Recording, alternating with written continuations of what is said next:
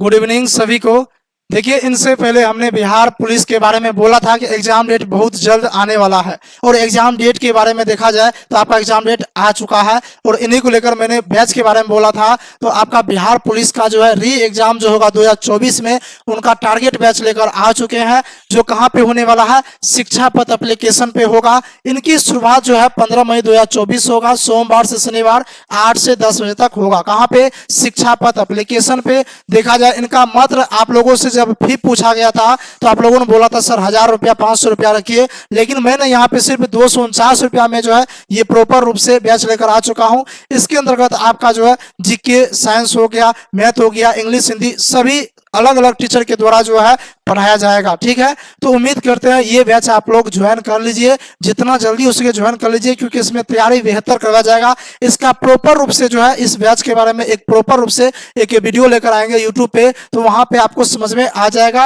अगर इंक्वायरी करना है या फोन करना, किसी भी तरह कोई दिक्कत है, आप इस नंबर से जो है इंक्वायरी कर सकते हैं, जिसमें आपको live class, recorded video, class notes, ये सारा कुछ प्रोवाइड किया जाएगा। तो चलिए अब हम जो है पढ़ाई की शुरुआत करते हैं। अब जो है हम पढ़ाई की शुरुआत करते हैं, क्योंकि इनसे पहले हम लोगों ने अनुसूची पढ़ा था। क्या पढ़ा था? अनुसूची पढ़ा था। आपने देखा होगा कि अनुसूची में जो है, आपने देखा होगा अनुसूची में मैंने सब्जेक्टिव तौर पे जो है पूरे अच्छे तरीके से समझाया था, और बोला था कि उसके बाद हम इसी संबंधित ऑब्जेक्टिव क्वेश्चन करवाएंगे। तो यहाँ पे जो है ऑब्जेक्टिव क्वेश्चन लेकर आ चुके हैं। इस ऑब्जेक्टिव क्वेश्चन में एक एक करके अनुसूची से जितना भी क्वेश्चन अभी तक में पूछा गया है और पूछने की संभावना बनती है, सभी क्वेश्चन देखने वाले हैं। चलिए, तो आज का जो पहला क्वेश्चन है, भारतीय संविधान में वर्तमान में कितने अनुसूचियां? जिन्होंने मेरा पहला क्लास किए होंगे तो उसमें अच्छे तरीके से आपको समझ में आ गया होगा, और सब के सब क्वेश्चन बनते जाएगा। आप देखिएगा जितना आप पढ़े क्या क्वेश्चन बन रहा है। अगर यहाँ पे क्वेश्चन बन गया तो आप जो है एग्जाम में क्वेश्चन बना लीजिएगा।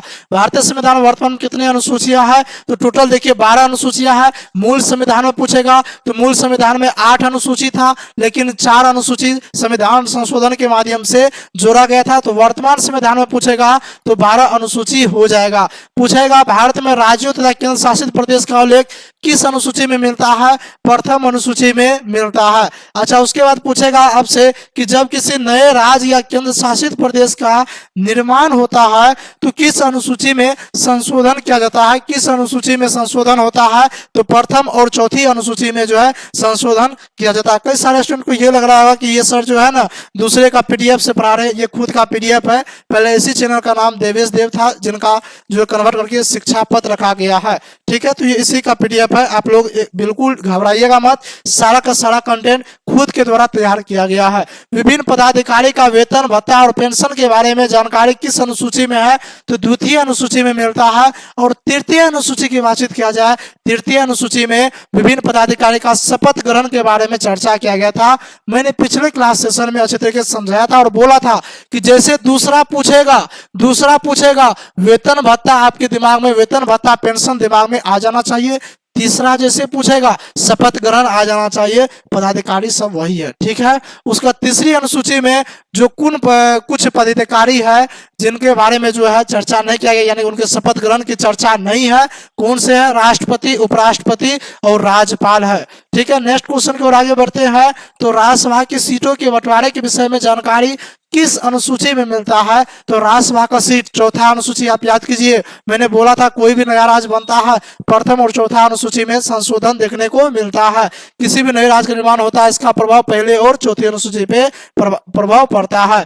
भारत के 4 राज्य हैं, कौन कौन से? असम, मेघालय, त्रिपुरा और यहाँ पे आपका मिजोरम हो जाएगा। ये चारों राज्य में जो है अनुसूचित क्षेत्र और जनजातीय क्षेत्र के शासन प्रशासन के विषय में जानकारी किस अनुसूची में मिलता है? छठी अनुसूची में मिलता है। और ये चारों राज्य महत्वपूर्ण है, आपको बताए भी थे इनका ट्रिक भी कि चारों राज्य जो है आपको याद रखना है। ठीक है, उसके बाद 5वीं अनुसूची की बातचीत किया जाए तो जनजातीय क्षेत्र के शासन प्रशासन के विषय में जानकारी 5वीं अनुसूची में मिलती है। स्वायत्त शासित जिला परिषद का गठन किस अनुसूची के तहत होता है? छठी अनुसूची के तहत होता है। देखिए, कई सारे स्टूडेंट ऐसे होंगे जो मेरे पहले वाले क्लास नहीं किए होंगे और डायरेक्ट आ गए होंगे, तो थोड़ा बहुत उनको समझ में नहीं आ रहा होगा। क्योंकि पहले देखिए सब्जेक्टिव में जो है हम अच्छे तरीके से समझाते हैं, अच्छी तरीके से पढ़ाते हैं, फिर यहाँ पे ऑब्जेक्टिव क्वेश्चन करवाते हैं, आपको क्वेश्चन से रूबरू करवाते हैं, यानी कि ताकि आपका जो है अच्छी तरीके से तैयारी हो पाए।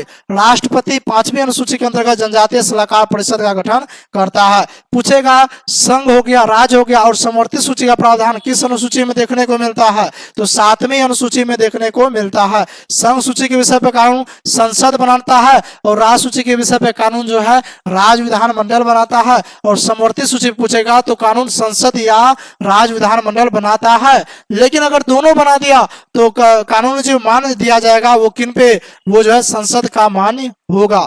संघ सूची में वर्तमान में कितने विषय है, वर्तमान में 100 विषय है, और संघ सूची के अंतर्गत मूलतः 97 विषय था, और जबकि वर्तमान में पूछेगा तो 100 विषय हो जाएगा। रक्षा हो गया, सेना हो गया, विदेश कार्य किस सूची के अंतर्गत आता है, संघ सूची के अंतर्गत आता है। आप खुद को मैंने ट्रिक बताया था क्या कि देखिए रक्षा जो करता है वो एक केंद्र लेवल पे रक्षा होता है, फौजी सब जो बनता है केंद्र लेवल पे बनता है, सेना सब हो गया, विदेश का कार्य हो गया, ये संघ सूची के अंतर्गत आता है। क्यों, संघ का मतलब आपको यहाँ पे केंद्र सरकार मान के चलना है। इसके अंतर्गत संयुक्त राष्ट्र संघ, युद्ध हो गया, शांति हो गया, कृषि हो गया, आय पर कर हो गया यानी कि इनकम टैक्स हो गया, ये सारा के सारा जो है संघ सूची के अंतर्गत आता है। रेल, बीमा, जनगणना किस सूची के अंतर्गत आता है, संघ सूची के अंतर्गत, और इसी सूची के अंतर्गत बैंकिंग हो गया, स्टॉक एक्सचेंज, पासपोर्ट, वीजा, ये सब संघ सूची के अंतर्गत आता है। अब बातचीत किया जाए कि राज्य सूची के अंतर्गत क्या सब आता है। इसमें टोटल 61 विषय है। देखिए पहले जो है 66 विषय था, जबकि वर्तमान में 61 विषय है, क्योंकि मैंने आपको बोला था कि 5 विषय ऐसे हैं, 5 विषय ऐसे हैं जो समवर्ती सूची में प्रावधान कर दिया गया है 42वां संविधान संशोधन 1976 के तहत। ठीक है, अब वो 5 विषय कौन सा है, काफी महत्वपूर्ण है। शिक्षा, वन, वन्यजीव, न्याय, प्रशासन, बांट और माप को समवर्ती सूची में शामिल किया गया है। ठीक है, अब देखते हैं हम यहाँ पे कि पुलिस हो गया, कृषि हो गया, स्थानीय स्वशासन हो गया, किस विषय के अंतर्गत आता है, राज्य सूची के अंतर्गत। कहिएगा पुलिस, आप कहते होंगे जिससे आप अभी बिहार पुलिस का वैकेंसी है, बिहार पुलिस का एग्जाम डेट आया, आप कभी सुने हैं कि भारत पुलिस, नहीं सुने हैं, बिहार पुलिस सुने हैं, तो यानी कि पुलिस राज्य के अंतर्गत आता है, इसलिए राज्य सूची के अंतर्गत ये आता है। कृषि हो गया, ये बहुत अच्छा पॉइंट है, कृषि हो गया, स्थानीय शासन हो गया, ये सब किसके अंतर्गत, राज्य सूची के अंतर्गत आता है।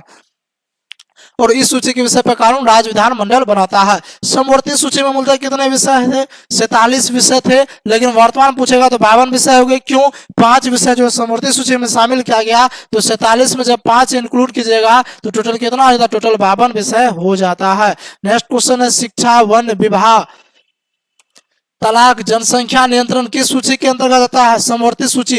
देखिए शिक्षा या पढ़ाना किसी को बस की बात नहीं है, इसलिए जो है इन्होंने सोचा, केंद्र सरकार और राज्य सरकार दोनों मिल के जो है सोचे कि शिक्षित किया जाए सभी देशवासियों को, इसलिए शिक्षा हो गया, वन हो गया, विवाह वाला बात हो गया। आप समझते होंगे कि विवाह का मैटर कितना बड़ा मैटर होता है, तलाक वाला मैटर हो गया, तो ये खुद ब खुद दोनों मिल के जो है काम करते हैं, इसलिए ये सब किनके अंतर्गत, जनसंख्या नियंत्रण, ये सब किस सूची के अंतर्गत आता है, समवर्ती सूची। दंड प्रक्रिया, आर्थिक और सामाजिक योजना, परिवार योजना, समाचार पत्र, पुस्तक, जन्म मृत्यु पंजीकरण इत्यादि, यह सभी समवर्ती सूची के अंतर्गत आता है। नेक्स्ट क्वेश्चन देखा जाए तो संविधान का कौन सा अनुसूची भाषाओं का उल्लेख करता है, 8वीं अनुसूची राजभाषा का उल्लेख करता है। टोटल पूछे कितना राजभाषा है, टोटल 22 राजभाषा। कितना, मूल संविधान में जो है 14 राजभाषा था, जबकि वर्तमान पूछेगा तो 22 भाषा है। सिंधी को राजभाषा का दर्जा कब दिया गया, काफी ज्यादा पूछा हुआ क्वेश्चन है, वीवीआई क्वेश्चन है, नोट डाउन कर लीजिएगा, क्वेश्चन छपेगा ही छपेगा, लिख के रख लीजिए। देखिए 1967 में सिंधी को राजभाषा का दर्जा दिया गया 21वां संविधान संशोधन के तहत, और यह राजभाषा का दर्जा प्राप्त करने वाला 15वां भाषा है जो पंजाब और गुजरात के क्षेत्र में बोली जाती है। नेक्स्ट देखा जाए तो नेपाली, मणिपुरी और कोंकणी को राजभाषा का दर्जा कब दिया गया, यानी कि मैंने ट्रिक बताया था, नमक से आपको याद रखना है, क्या से, नमक से जो है आपको यहाँ पे याद रखना है। है नेपाली, मणिपुरी और कोंकणी को राजभाषा का दर्जा 1992 में 71वां संविधान संशोधन के तहत दिया गया था, जिसमें हम बोले भी थे कोंकणी जो है कहाँ बोला जाता है, कोंकणी जो है गोवा में बोला जाता है। कहाँ पे? गोवा में बोला जाता है। नेपाली पूछेगा तो नेपाली में नेपाल टिक नहीं कर देना है, यानी कि सिक्किम में बोला जाता है। नेपाल में तो बोला जाता है लेकिन सिक्किम में बोला जाता है आपको भारत के संदर्भ में, और मणिपुरी तो मणिपुर में बोला जाता है। मैथिली को राजभाषा का दर्जा कब दिया गया? 2003 में, और 2003 में जो दिया गया वो 92वां संविधान संशोधन के तहत दिया गया था। देखिए इसी के साथ साथ 2003 में जो है बोडो, डोगरी, मैथिली और संथाली को राजभाषा का दर्जा दिया गया था। नेक्स्ट क्वेश्चन देखते हैं, बिहार का कौन सा भाषा को राजभाषा का दर्जा मिला है? मैथिली को मिला है, और मैथिली को राजभाषा का दर्जा 2003 में दिया गया। कौन सा अनुसूची भूमि सुधार से संबंधित है?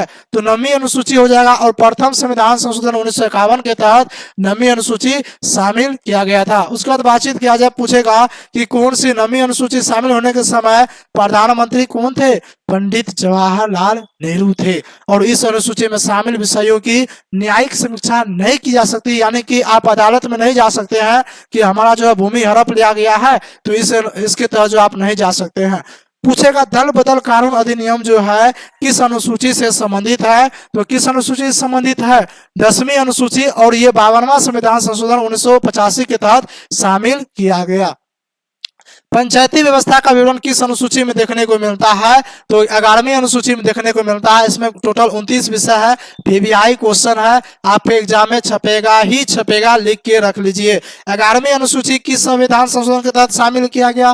73वां संविधान संशोधन 1992 के तहत, और इस समय देश के प्रधानमंत्री पीवी नरसिम्हा राव थे। नेक्स्ट क्वेश्चन क्या कहता है? नेक्स्ट क्वेश्चन कहता है 12वीं अनुसूची किस संविधान संशोधन के तहत शामिल किया गया?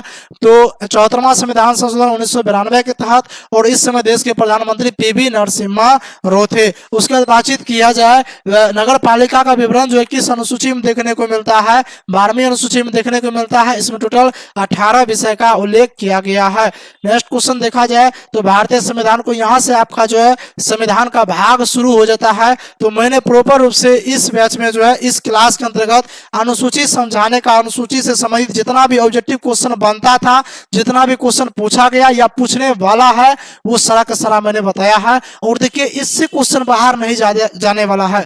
बिहार पुलिस में होता क्या है, बच्चों को ये मालूम नहीं रहता है कि कहां से क्वेश्चन आता है और क्या क्या पढ़ना है, इसलिए मैंने पहले सब्जेक्टिव तौर पे एकदम डिटेल से मैंने चर्चा किया, समझाया, अच्छे तरीके से समझाया, फिर उसके बाद मैंने ऑब्जेक्टिव क्वेश्चन भी करवा दिया। तो अभी भी आप लोग मौका ना गवाइए, जो बैच लेकर आ चुके हैं उसमें प्रॉपर रूप से आपका एग्जाम तक में अच्छे तरीके से तैयारी करवाया जाएगा। तो आपके पास अभी भी समय है तैयारी करने का, सिलेक्शन लेने का। अब की बार देखिए पेपर लीक वाला मामला सामने नहीं आएगा, क्योंकि आगे जो है चुनाव है, आपको होना चाहिए, आगे चुनाव है और पेपर लीक हो गया तो आगे फिर सरकार गिरने की संभावना बन जाती है, इसलिए पेपर लीक नहीं होगा। अब की बार उसी का सिलेक्शन होगा जो मेहनत करेगा, जो पढ़ाई पे ध्यान देगा, उसी का सिलेक्शन होने वाला है। इसलिए पढ़ाई पे फोकस कर दीजिए। क्वेश्चन अब की बार उतना हार्ड नहीं आएगा, एकदम इजी लेवल पे क्वेश्चन आएगा, बिल्कुल घबराने की जरूरत नहीं है। तो इसलिए पढ़ाई पे शुरुआत कर दीजिए। प्रॉपर रूप से वो बैच ज्वाइन कर सकते हैं, उनका फी मात्र 249 रुपया रखा गया है, जिसके अंतर्गत आपको लाइव क्लास, रिकॉर्डेड वीडियो सारा कुछ मिलने वाला है। तो उम्मीद करते हैं आज का सेशन, आज का क्लास अच्छा लगा है, तो इस क्लास को ज़्यादा से ज़्यादा शेयर कीजिए और अच्छा लगा तो लाइक कीजिए। मिलते हैं नेक्स्ट क्लास में, तब तक के लिए जय हिंद।